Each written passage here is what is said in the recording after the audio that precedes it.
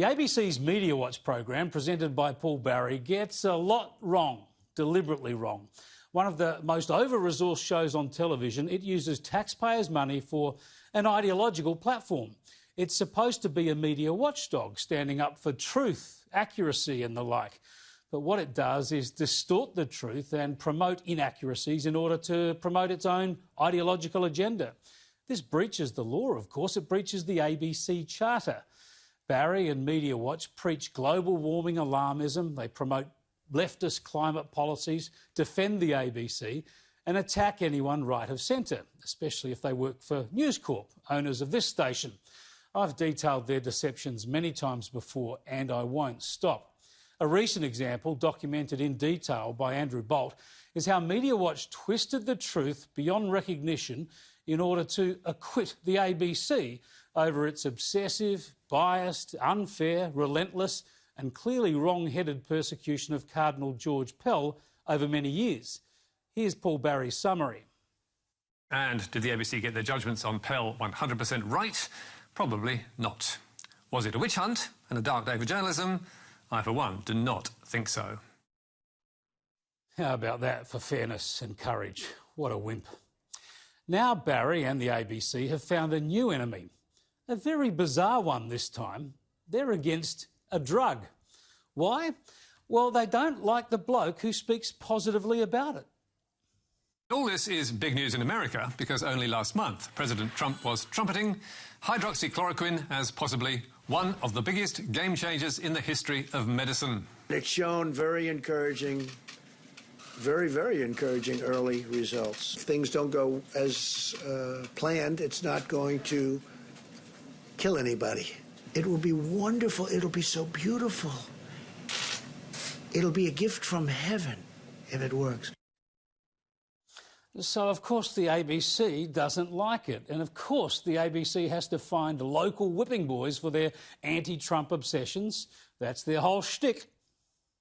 Sky News in Australia jumped to the president's defence, citing Trump derangement syndrome. Such is the media antagonism towards Trump that journalists are talking down the value of these drugs, seemingly because Trump is placing faith in them. Yes, and Media Watch's typically jaundiced effort just proved my point. They're actually lining up against drugs that are being trialled around the world to fight COVID-19. Why?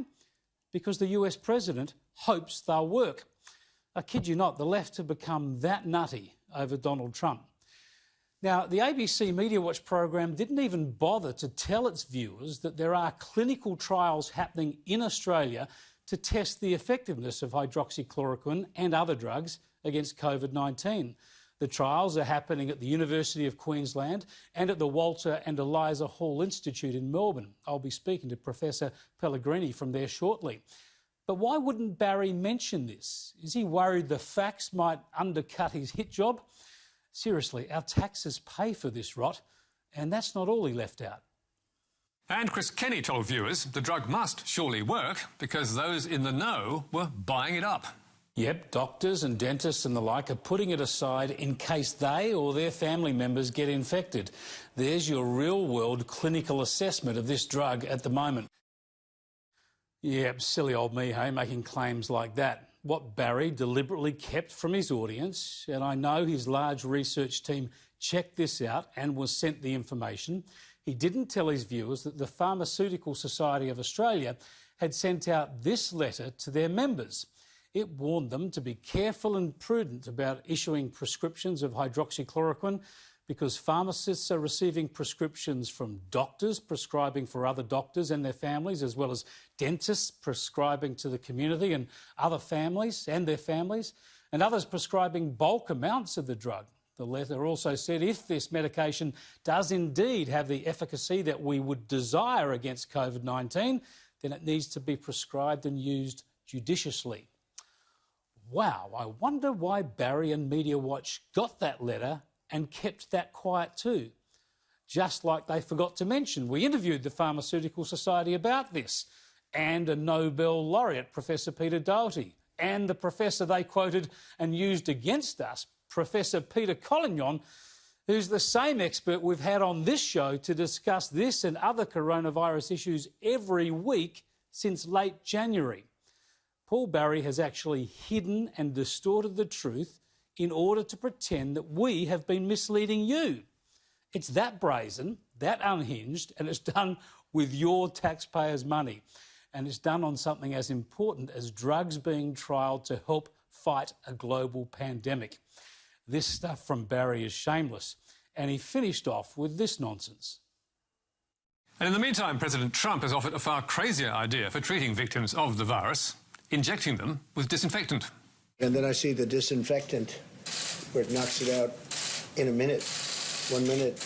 And is there a way we can do something like that by injection inside or almost a cleaning? Because you see it gets on the lungs and it does a tremendous number of the lungs. So it'd be interesting to check that. That's the level at which Barry operates. Like a kid on Twitter, he wants to pretend the president recommends mainlining Dettol. It's that inane.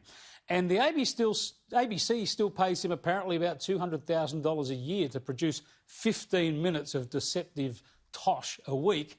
And they pay up to a dozen other people to help him do the research for that. Research that I've just shown you, he just leaves out when the facts get in the way of his thesis. The ABC spends, what, $2 or $3 million a year on this little program of ideological deceit, and then they scream for more funds, more of your taxes. Good luck with that, Ita.